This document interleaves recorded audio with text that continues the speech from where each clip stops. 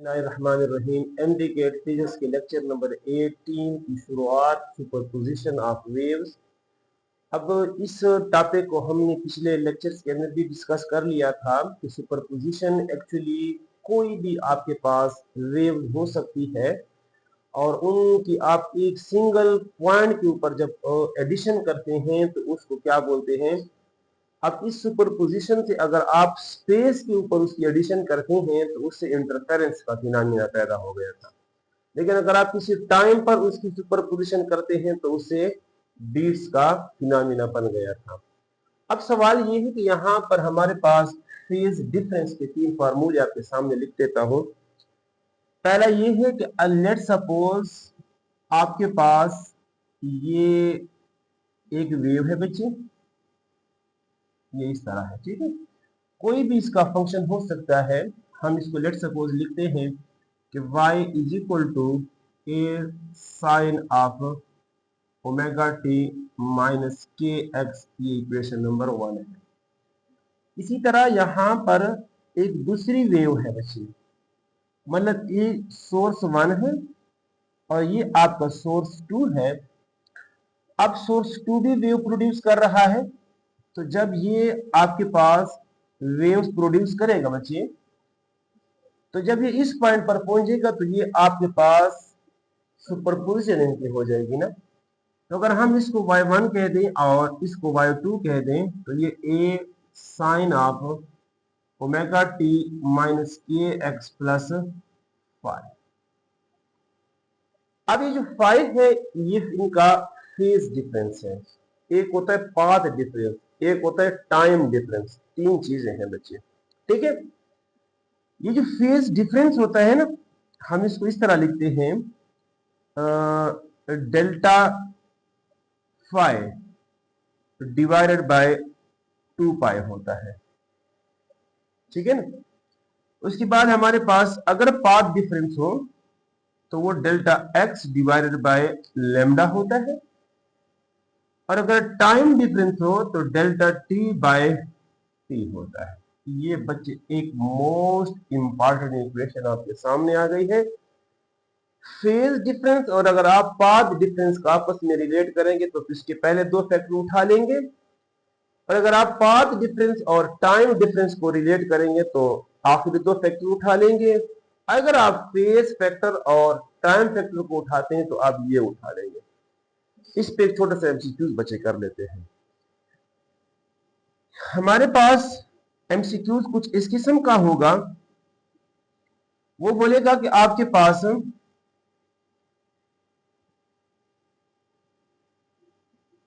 To sources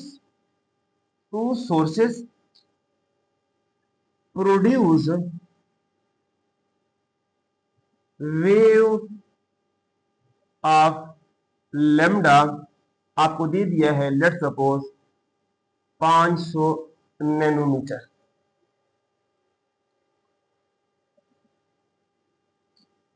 find phase difference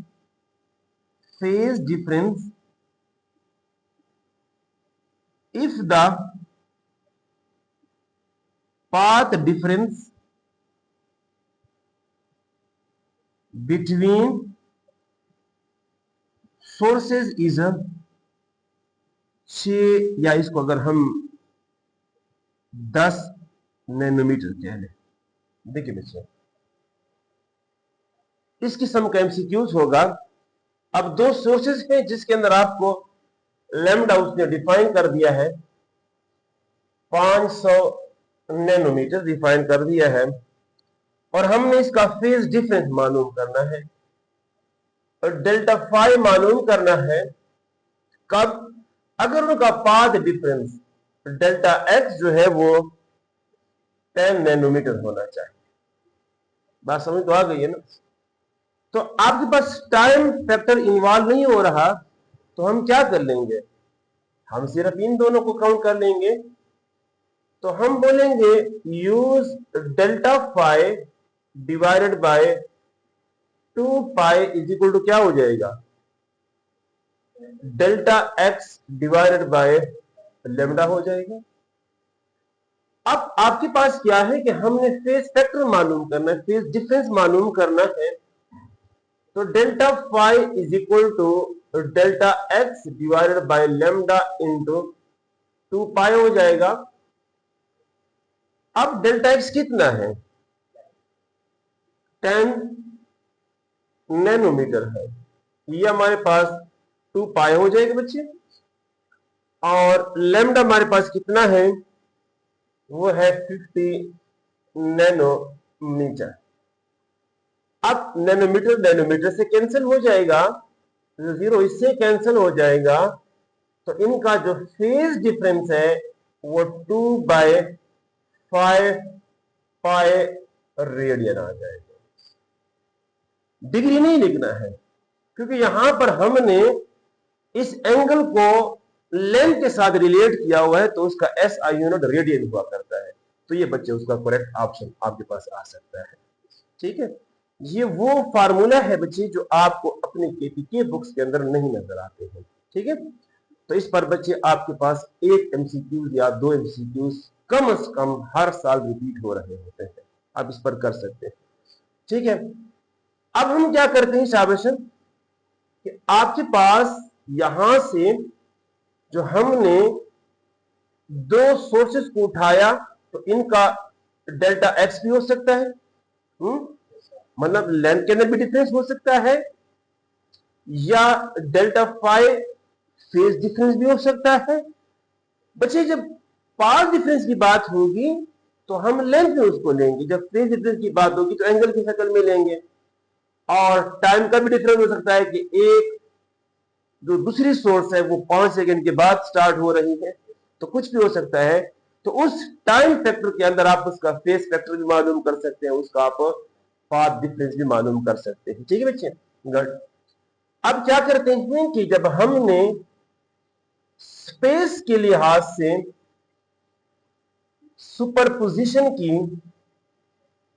तो हमें यह फिनोमेना मिला कंस्ट्रक्टिव का और डिस्ट्रक्टिव का। कंस्ट्रक्टिव और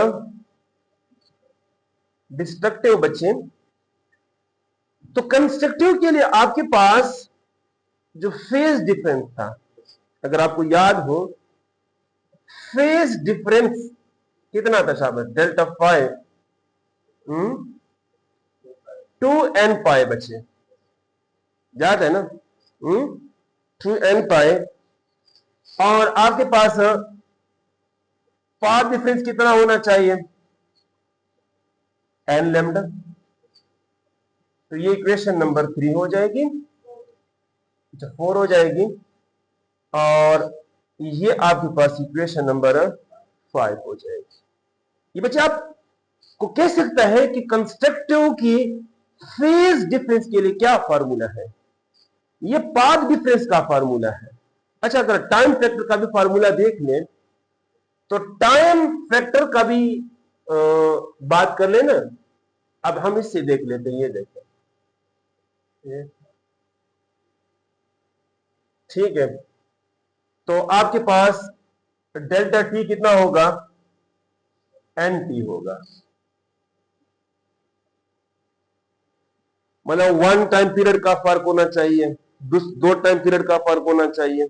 समझ तो आ रही है? ये जो टाइम है, ये एक पीरियड को कंप्लीट होने में जो टाइम लग रहा है। कंस्ट्रक्टिव के लिए क्या कंडीशन थी शाबाश? डेल्टा टी जो है वो एन टाइम ऑफ टी है जी, ये टाइम पीरियड है। ये चेंज, इसको बोलते हैं टाइम फैक्टर। समझ तो आ रही है ना? मतलब दूसरी जो सोर्स है वो किस टाइम के बाद स्टार्ट हो रही है अपनी वेव्स को पैदा करते हुए। ठीक है, अगर आप डिस्ट्रक्टिव की बात करेंगे, तो डिस्ट्रक्टिव के लिए जो आपके पास फेस फैक्टर था वो क्या था शाबाश जी? n+1/2 पाई। इस तरह होगा ना जी? वो हमने बच्चे उस शक्ल में किया था, पाथ डिफरेंस की शक्ल में किया था, ठीक है ना? मतलब फेस फैक्टर में कितने का होना चाहिए? 180 का था ना? इसको यूं चलो कह देते हैं 2n माइनस 1 पाई कह देते हैं। अगर हम n क्या पुट कर दे बच्चे, 2n प्लस 1 कह देते, लेट्स सपोज। अगर यहां पर n 0 पुट करते हैं तो क्या हो जाएगा, पाई हो जाएगा। पाई कितना होता है, 180 का डिफरेंस आ रहा है। अगर 2 पुट कर दें, सॉरी 1 पुट कर दें तो 3 पाई, सही तो आ गई है। तो ये कंडीशन है, ये इक्वेशन नंबर 7 हो जाएगी। अगर आप इसका पाथ डिफरेंस की बात करते हैं तो वो क्या हो जाएगा, n प्लस 1 बाय 2 लैम्डा। समझ तो आ रही है ना, असल यही चीज है, टेक्निकल पॉइंट्स है। और अगर आप टाइम फैक्टर मालूम करते हैं इसका तो ये क्या हो जाएगा, मतलब आधा टाइम का फर्क होना चाहिए, 3 का फर्क होना चाहिए, तो ये n प्लस 1 बाई 2 टाइम का होना चाहिए। ठीक है, तो ये 6 फार्मूले आपको कंस्ट्रक्टिव और डिस्ट्रक्टिव इंटरफेरेंस को एक्सप्लेन करने में हेल्पफुल हो सकती है। ठीक है, अब हम क्या करते हैं इसकी, कि इस की जो हमने एप्लीकेशन की वो स्टैंडिंग, या जिसको हम क्या बोलते हैं स्टेशनरी, STATIONARY, स्टेशनरी। ये जो स्टेशनरी वेव्स है ये इंसिडेंट और रिफ्लेक्टेड वेव्स से ही रिजल्ट होती है। आपके पास लेट्स सपोज यहां पर एक रस्सी है, ये रही आपकी रस्सी है, और आपने यहां पर इसको किसी रिजिड बॉडी के साथ बांधा हुआ है। तो जब रिजिड बॉडी के साथ आपने बांध लिया और आपने इसको झटका दे दिया, तो झटका देने से एक चीज सुन ले, अगर ये वेव है, ये डेंसर मीडियम है, मतलब अगर हम यहां पर बात करें ना, ये रस्सी है और ये दीवार है, अब दीवार डेंसर है, तो डेंसर से जो आपके पास रिफ्लेक्शन होगी उसमें आपका फेस वेक्टर कितना होता है, पाई होता है। समझ तो आ रही है ना। और अगर आपके पास क्या है कि लेट सपोज यहां पर कोई हवा के अंदर आप वेव भेज रहे हैं, या मतलब आपके पास क्या शाबाश कि एक पाइप के अंदर आवाज जा रही है और वो यहां पर हवा से टकरा रही है बच्चे, तो हमेशा हवा से आपके पास उसका क्या होता है शाबाश, जो फेस फैक्टर है वो कितना होता है, 0 डिग्री का होता है। मतलब अगर वो डेंसर मीडियम से रिफ्लेक्शन करेगी तो पाई का डिफरेंस होगा फेस फैक्टर। ये कब है बच्चे, इंसिडेंट और रिफ्लेक्टेड में।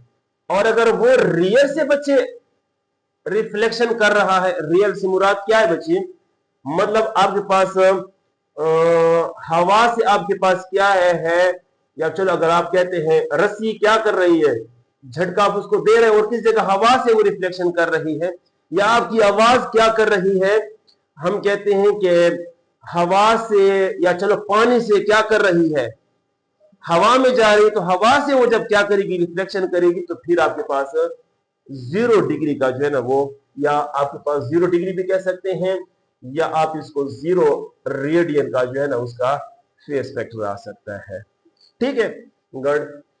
अब क्या करते हैं कि जब हम यहां पर स्टैंडिंग वेव्स को समझते हैं, तो कल डिस्कशन की थी कि जब स्टैंडिंग वेव्स पैदा होती है, अब ये हमारे पास रिफ्लेक्शन कहां से हो रही है, रिजिड बॉडी से हो रही है, तो रिजिड बॉडी से आपके पास फेस फैक्टर क्या होना चाहिए, उसका पाई होना चाहिए। गर्ड, तो हमने कल डिस्कस किया था कि जहां पर डिस्प्लेसमेंट क्या होता है, 0 होता है, उस पॉइंट को क्या बोलते हैं, नोड बोलते हैं। अब डिस्प्लेसमेंट तो यहां 0 है, लेकिन प्रेशर यहां मैक्सिमम होगा। समझ तो आ रही है ना। तो यहां पर प्रेशर क्या होगा, मैक्सिमम होगा। तो डेंसिटी भी यहां पर क्या होगी, मैक्सिमम होगी। लेकिन जहां पर आपका एम्पलीट्यूड क्या है, मैक्सिमम है, उसको क्या बोलते हैं, एंटी नोड बोलते हैं। एक्स क्या है आपके पास, मैक्सिमम है, तो ये क्या है, एंटी नोड है। लेकिन यहां प्रेशर पे क्या होगा, जीरो होगा।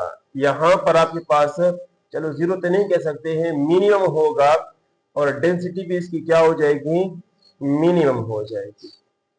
मतलब ये है कि आपके पास जो डिस्प्लेसमेंट नोड है वो असल में प्रेशर एंटी नोड्स है। समझिए नहीं आपको, एंटी नोड जी, जो नोड है ना वहां डिस्प्लेसमेंट जीरो है, तो ये डिस्प्लेसमेंट नोड है। लेकिन यहां प्रेशर मैक्सिमम है, तो हम इसको प्रेशर एंटी नोड कह सकते हैं। मतलब डिस्प्लेसमेंट का जो नोड होता है वो प्रेशर का एंटी नोड होता है, और डिस्प्लेसमेंट का जो एंटी नोड है तो वो प्रेशर का नोड कहलाता है, क्योंकि वहां प्रेशर आपके पास मिनिमाइज हो जाता है। ठीक है, तो इसको हम क्या कहेंगे शाबाश, प्रेशर एंटी नोड्स, और इसको क्या बोलेंगे, प्रेशर नोड जिसको बोलेंगे। बात समझ तो आ रही है ना। अब इसके अंदर बच्चे आपके पास इस तरह का फिनोमिना हो रहा होता है कि अगर लेट सपोज ये कोई हवा के पार्टिकल्स है ना, ऐसे ये देख, इसको असल अभी इधर समझते हैं, साउंड से ही इसको समझ लेते हैं। ये ऐसे ना, अब आपने क्या किया कि यहां से इसको क्या दे दिया, साउंड दे दी ना। क्या दे दी बच्चे, साउंड दे दी। तो साउंड देने से ये पार्टिकल क्या हो जाएंगे, कंप्रेस हो जाएंगे, ये वाले ना। मतलब आपके पास यहां पर पार्टिकल क्या हो जाएंगे, इस तरह कंप्रेस हो जाएंगे। समझ तो आ रही, मतलब ये इधर आ जाएंगे, और साथ में ये वाले क्या हो जाएंगे, इधर आ जाएंगे। तो ये आपके पास यहां पर इसकी डेंसिटी क्या हो जाएगी जी, मतलब करीब करीब आ जाएंगे ना। ये इधर ना, समझ तो आ गई है। तो यहां पर प्रेशर क्या है, मैक्सिमम है, लेकिन वो पार्टिकल मूवमेंट नहीं कर रहे हैं, रुक गए हैं, तो डिस्प्लेसमेंट क्या होगी उसकी, जीरो होगी। उसके बाद जब ये खुलेंगे तो फिर उल्टा फिनोमिना होगा, डिस्प्लेसमेंट मैक्सिमम हो जाएगी, प्रेशर क्या हो जाएगी, मिनिमाइज हो जाएगा। तो ये इस तरीके से जा रहे होते हैं। अब ये इस तरह जा रहे होते हैं, इस तरह ये भी इस तरह जा रहे होते हैं, ये भी इस तरह जा रहे होते हैं। तो अगर ये जाने वाले पार्टिकल और ये आने वाले पार्टिकल की जो वेव है आपस में क्या कर जाए, इस तरह इंटरफेस कर जाती है, तो इंटरफेस करने से आपस में एक दूसरे के इफेक्ट को क्या कर देते हैं, कैंसिल कर देते हैं। तो इस वेव को हम क्या बोलते हैं, स्टैंडिंग या स्टेशनरी वेव्स बोलते हैं। मतलब इसके सिर्फ पार्टिकल क्या कर रहे हैं, प्रेशर को बिल्डअप कर रहे हैं, लेकिन प्रेशर को ट्रांसफर नहीं कर रहे हैं, एनर्जी को ट्रांसफर नहीं कर रहे हैं। एक ही जगह पर पार्टिकल क्या कर रहे हैं, डिस्टर्बेंस शो कर रहे हैं। ठीक है, तो हमने अब स्टैंडिंग वेव्स क्या करना है, स्ट्रिंग के अंदर भी समझना है, और उसके बाद फिर हमने एयर के अंदर भी समझना है। अगर आप स्ट्रिंग की बात करें, और स्ट्रिंग को आपने यहां पर उठाया ना बच्चे, और झटका ऐसा दिया कि उसके अंदर मिनिमम वेव बनी। मिनिमम मिनिमम मिनिमम से मुराद ये है कि ये भी डेंसर है और ये भी क्या है, तो डेंसर पर हमेशा नोड बना करते हैं। ठीक है, और रेयर पे क्या बनते हैं, एंटी नोड बना करते हैं। तो ये भी नोड होगा और ये भी क्या होगा, तो इसके दरमियान में क्या होगा, एक एंटी नोड होगा। तो आपके पास ये इस तरह का वेव पैदा हो जाए। तो दो नोड्स के दरमियान जो आपके पास बचे फासला होता है ना, वो किसके बराबर होता है? लैम्डा बाय 2 के बराबर होता है। मतलब ये फेज डिफरेंस भी आप इसको कह सकते, सॉरी पाथ डिफरेंस भी इसको कह सकते हैं। और अगर नोड और एंटी नोड का आप क्या करते हैं, पाथ डिफरेंस निकालते हैं, तो वो लैम्डा बाय 4 हो जाता है। ठीक है, तो ये आपके पास इक्वेशन नंबर 10 हो जाएगी, ये आपके पास इक्वेशन नंबर 11 हो जाएगी। अब ये यहां से स्ट्राइक होने के बाद क्या करेगा, कितने का फेज डिफरेंस होगा इसका? 180 का होगा या पायरिडिन का हो सकता है। तो ये इसके इफेक्ट को कैंसिल करता है। तो हमें अब इसकी फ्रीक्वेंसी देखनी है। फ्रीक्वेंसी समझते हो ना, मतलब आपके पास क्या है कि यहां से कितने साइकिल जो है ना 1 सेकंड के अंदर जो है ना मुकम्मल हुए होंगे। तो अब फ्रीक्वेंसी के लिए हम स्पीड का फॉर्मूला इस्तेमाल करते हैं। स्पीड किसके बराबर होता है? ये ट्रांसवर्स वेव है ना, रस्सी के अंदर जा रही है, तो स्ट्रिंग के अंदर कौन सी वेव्स होती है? Transverse wave. उसका फॉर्मूला क्या होता है शाबाश? T L divided by m, ये इक्वेशन नंबर 12। अब ये स्पीड किसके बराबर होता है? लैम्डा एफ होता है। जी बच्चे, छोटा एम जो है ना वो लीनियर डेंसिटी को कहा जाता है। यहां पर हमने कैपिटल मास ले लिया है ना जी, ऊपर हमने एल ले लिया है ना। ठीक है, अब आप क्या करते हैं कि इस एक लेंथ में, इस कंप्लीट लेंथ में आपके पास आधी वेव बन रही है। तो अगर वेव लेंथ मालूम करनी है तो वो क्या हो जाएगा? 2l हो जाएगा। तो आपके पास T L divided by M frequency मालूम करनी है। तो फ्रीक्वेंसी बराबर किस चीज की हो जाएगी? 1/2l, और ये t L divided by m, ये इक्वेशन नंबर, ये फंडामेंटल है, एलिमेंट्री है, बेसिक फ्रीक्वेंसी है किसकी? स्ट्रिंग के अंदर। मतलब इससे कम फ्रीक्वेंसी नहीं हो सकती है। इसको आप कह सकते हैं फंडामेंटल, इसको आप एलिमेंट्री, इसको आप बेसिक, इसको आप मिनिमम कह सकते हैं। ठीक है, अब सवाल हमारे पास ये है कि अगर हम इसकी फ्रीक्वेंसी को बढ़ा दें तो बढ़ सकती है। तो वो कैसा होगा हमारे पास? हम इसको झटका थोड़ा तेज दे देंगे ताकि उसके अंदर क्या हो, यहां पर नोड यहां बन जाए, इधर भी नोड हो और यहां पर एक तीसरा नोड भी आ जाए। ठीक है, तो ये ऐसा जाएगा, ये ऐसा जाएगा, फिर यहां से ये ऐसा जाएगा। ये हम खुद दे रहे हैं बच्चे। तो अब आपके पास जो लेंथ है वो क्या है? 2 हाफ बन रही है। बात समझ तो आ गई। अब सवाल बड़ा मजे का यहां से पूछ सकते हैं एमवीकेट में आपसे कि आपके पास स्ट्रिंग की फंडामेंटल फ्रीक्वेंसी के ऊपर उसकी वेवलेंथ कितनी थी? 5 मीटर है, लेट सपोज। क्या बचे? फंडामेंटल फ्रीक्वेंसी के लिए उसकी लेंथ, वो वेवलेंथ कितनी है? तो बताओ उस रस्सी की लेंथ कितनी हो? शाबाश, 10 मीटर हो।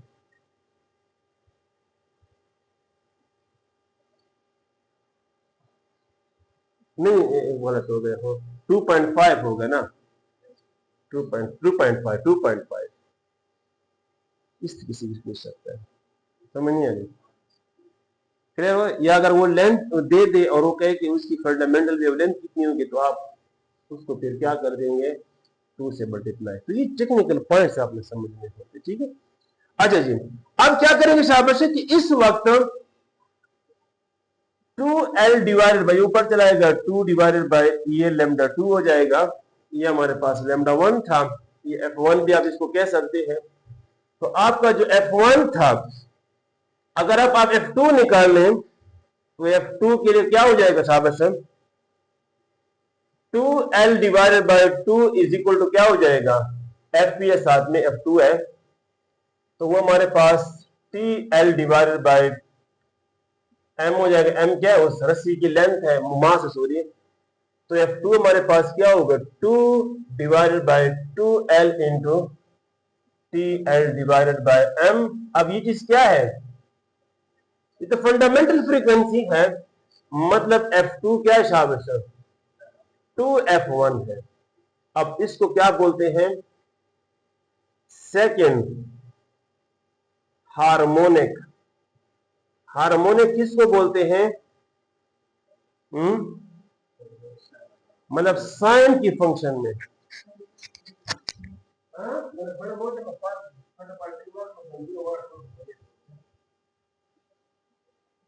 समझ आ गई है, क्या करेंगे शाबाश, ये क्या है हमारे पास, सेकेंड हार्मोनिक है। ये हमारे पास क्या है शाबाश, फंडामेंटल हार्मोनिक भी इसको कह सकते हैं, ठीक है। और इसको फर्स्ट ओवरटून भी कहते हैं। ओवरटून क्या मतलब, ओवरटून का मल्टीपल। अब सवाल आपसे यह है मेरा कि अगर फंडामेंटल फ्रीक्वेंसी 50 हर्ट्ज है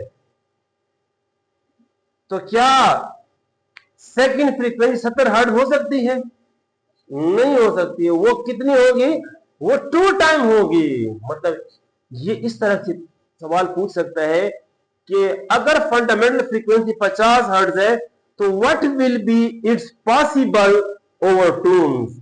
तो वो 110 भी दे सकता है, 150 भी दे सकता है, 130 भी दे सकता है, 100 भी दे सकता है। तो वो मल्टीपल आपने सेलेक्ट करने होंगे उसको, ठीक है।